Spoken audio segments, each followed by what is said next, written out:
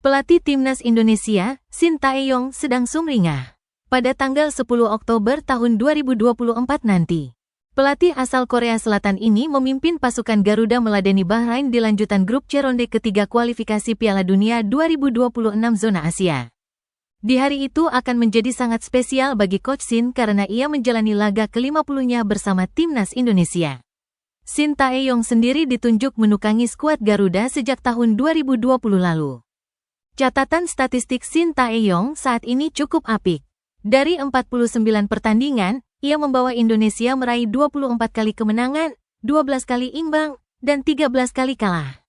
Selain itu, anak asuhnya sudah membobol gawang lawan sebanyak 97 kali dengan kebobolan 62 gol.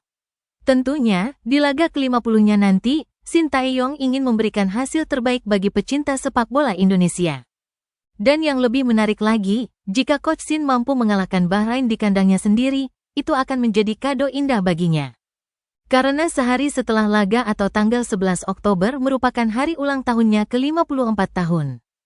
Saat ini posisi Indonesia di klasemen grup C belum sepenuhnya aman dengan mengoleksi poin 2 dan bertengger di posisi 4. Sementara Bahrain berada satu strip di atas Indonesia dengan koleksi 4 poin. Jika mampu mengatasi Bahrain, peluang Indonesia untuk lolos ke Piala Dunia 2026 tetap terbuka lebar.